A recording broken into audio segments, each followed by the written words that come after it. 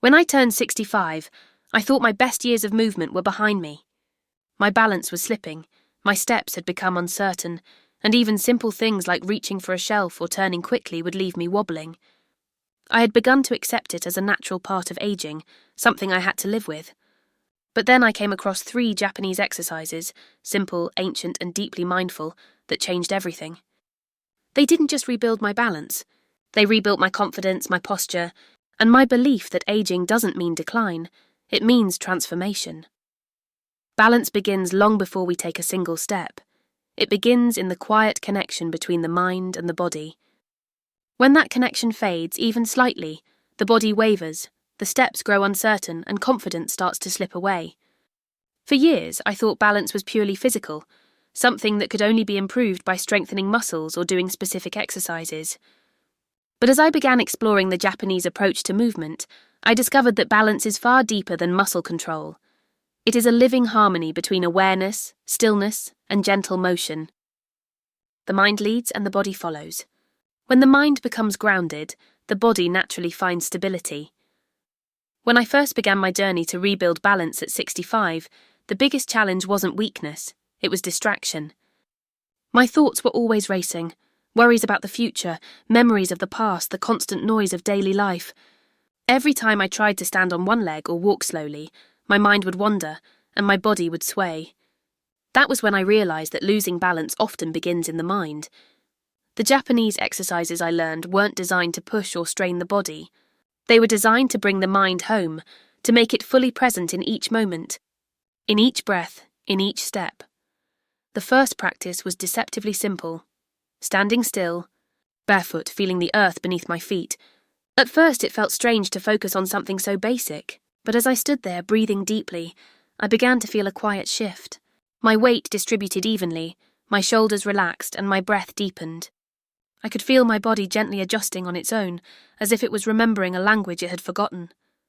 In that stillness, I discovered the subtle truth that balance is not about resisting movement, it's about flowing with it. Even when we appear still, the body is constantly making tiny adjustments to keep us upright. And when the mind is calm, those adjustments become fluid, natural, effortless. With practice, I started to sense how emotions affected my balance. On days when I felt anxious or hurried, my footing was unsteady. But when I approached each movement with calm attention, I could move gracefully, even through uneven ground. The Japanese philosophy behind these exercises emphasizes kokoro, which means the heart-mind connection. It teaches that stability arises not from rigid control, but from softness, patience, and awareness. That awareness begins with the breath. When I synchronized my breathing with gentle movement, everything changed. My focus sharpened, my steps became more deliberate, and I felt grounded from within. One of the most powerful moments in this journey came during a simple breathing session. I stood with my feet shoulder-width apart, hands resting lightly at my sides. I inhaled slowly through my nose, expanding my abdomen, and exhaled through my mouth, releasing tension. I repeated this over and over, and with each breath I felt my body becoming lighter yet more stable. The rhythm of breath seemed to anchor my entire being. I realized that every breath we take carries the potential to steady us, to reconnect us to the present moment, and to awaken our internal balance. As I deepened my practice, I noticed how mindfulness began to extend beyond the exercises. When I walked across a room, I was aware of each step. When I reached for a cup or bent to pick something up, I did it with full attention. My movements became slower, more deliberate, more meaningful. The fear of falling that used to linger in the back of my mind began to fade, replaced by trust. Trust in my body's ability to adjust, and trust in my mind's ability to stay centered. In the Japanese way of living, every action can be a form of meditation. Whether it's pouring tea, sweeping a floor, or tending to a garden, each moment is a chance to practice balance. That understanding changed how I approached my day. Instead of seeing exercise as a separate task, I began to see it as a way of being. Every breath, every step, every motion became part of a continuous dialogue between my mind and my body. Balance became less about standing still, and more about moving through life with grace and awareness. Through this practice, I came to understand that the foundation of physical balance is built on mental presence. When the mind quiets, the body listens. When the mind wanders, the body stumbles. True stability emerges when both move together in harmony. The Japanese exercises that restored my balance did more than strengthen my legs. They trained my attention, softened my thoughts, and brought me back to myself. The connection between the mind and body is not something you can force.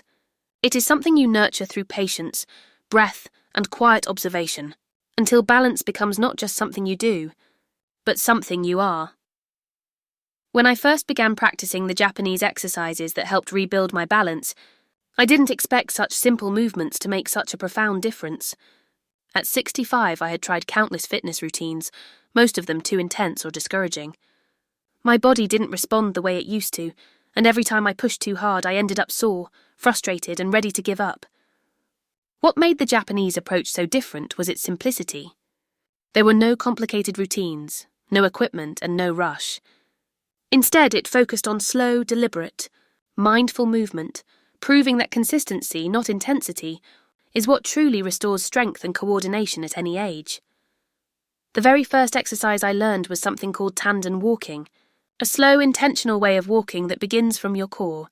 In Japanese culture, the Tanden is believed to be the body's center of energy, located just below the navel. Rather than letting the legs and arms move automatically, Tanden walking teaches you to move from this center point, letting your steps flow naturally while your core stays engaged and stable. It felt strange at first, but with practice, I noticed how it reawakened muscles I hadn't used in years. My hips loosened, my stride became smoother, and each step started to feel grounded and balanced. It wasn't about walking faster or farther, it was about walking with awareness and intention. This idea of moving slowly but mindfully completely changed how I approached exercise. Instead of measuring progress by exhaustion or calories burned, I began to focus on control, alignment, and breath.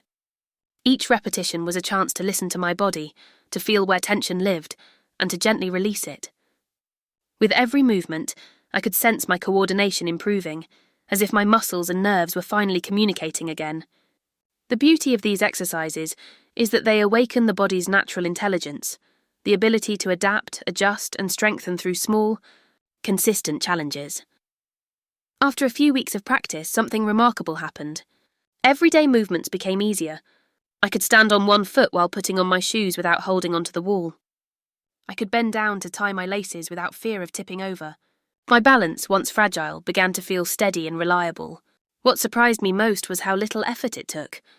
I wasn't pushing myself to exhaustion.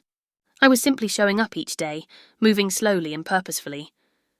That's the secret behind these Japanese methods. They don't demand more from your body. They teach your body how to work smarter. The philosophy behind this approach is deeply rooted in Japanese culture, where longevity and graceful aging are seen as a reflection of harmony between movement and stillness. In the West, we often think of exercise as something we must endure to stay fit, but in Japan, it's seen as a lifelong practice, a way of keeping the body and spirit in rhythm. The exercises I learned were gentle, but they carried profound wisdom. They reminded me that strength doesn't always roar. Sometimes it whispers through quiet persistence. One of the greatest lessons I learned through these practices is that it's never too late to start. Age may bring stiffness or slower recovery, but it also brings patience and awareness, qualities that are essential for this kind of training. The Japanese believe that small, consistent effort, or kaizen, leads to lasting change. Every day that I practiced, no matter how short the session, I could feel progress. My ankles stabilized, my core strengthened, and my steps became lighter. There were no sudden transformations, only gradual improvement, but those small changes built on each other until the difference became undeniable. I also began to notice how these exercises strengthened. More than my muscles, they strengthened my confidence. When I first started, I was cautious, afraid of falling or losing my balance. But as the weeks passed, I found myself moving with more ease, less fear, and more freedom. Balance is as much about trust as it is about strength. When you trust your body, it begins to respond in kind. Each small victory, each step without hesitation, adds another layer of assurance that you are capable, that your body still listens, that it still remembers. Even on the days when my energy was low, I practiced for just a few minutes. That's all it took to remind my body of its rhythm. The exercises didn't just improve my balance, they restored a sense of vitality I thought I had lost. I realized that movement doesn't have to be exhausting to be effective. It just needs to be consistent, intentional, and kind. And with that mindset, every small effort becomes powerful. The Japanese exercises taught me that rebuilding strength and stability isn't about chasing youth. It's about embracing the present body and nurturing it with care. The path to balance is not a race. It's a gentle, lifelong journey where progress comes quietly but steadily. With patience, practice, and mindful movement, the body responds, the spirit lifts, and the simple act of standing tall becomes a triumph of perseverance and grace. When I started focusing on rebuilding my balance, I quickly learned that movement alone wasn't enough. My body could only do so much if the rest of my lifestyle wasn't in harmony. The Japanese approach to health doesn't separate physical strength from nutrition, mindset, and daily habits. Everything works together. The food you eat, the thoughts you think, the way you move, and even how you breathe all contribute to your stability and vitality. It's a complete picture of well-being, built not on intensity, but on harmony and awareness. That realization changed the way I lived each day. The first shift I made was in my diet. I began to eat like the Japanese, smaller portions, fresh ingredients, and meals that felt light yet nourishing. I discovered that food could either weigh you down or lift you up. I started each morning with warm green tea instead of heavy coffee, and I noticed how it woke me gently instead of jolting me. My lunches became simple combinations of rice, vegetables, and grilled fish, and my dinners were lighter, filled with soups, tofu, or a small portion of meat. I learned to savor every bite, eating slowly and gratefully. It wasn't about restriction. It was about balance.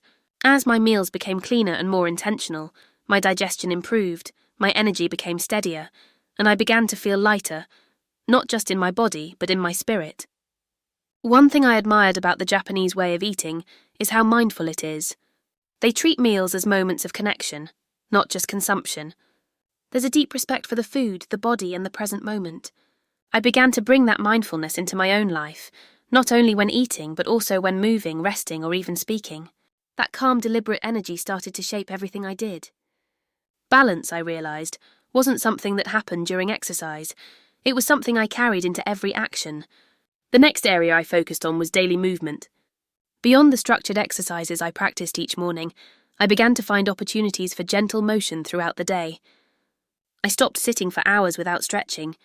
I walked more often, took the stairs when I could, and practiced deep breathing while waiting for the kettle to boil.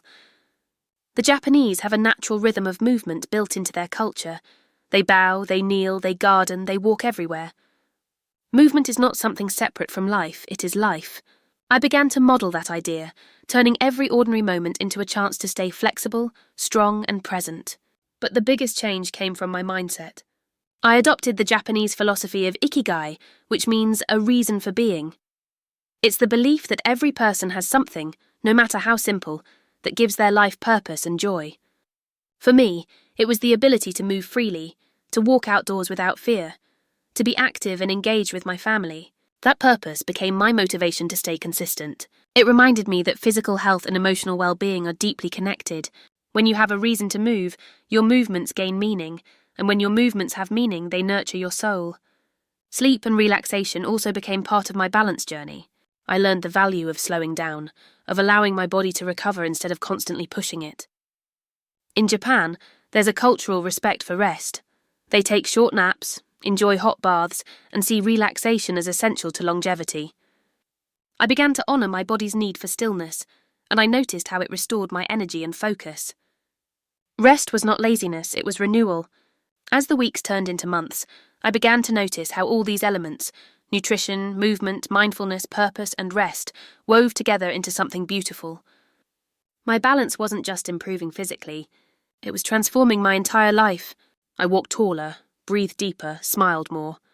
My days no longer felt rushed or scattered.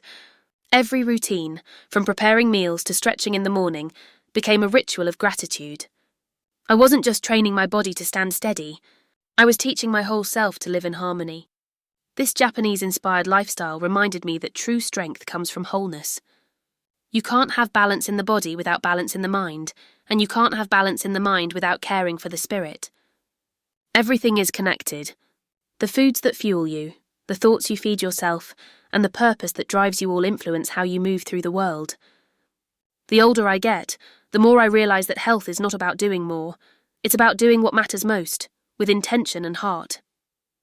The Japanese taught me that when life itself becomes an act of mindfulness, balance isn't something you find, it's something you become.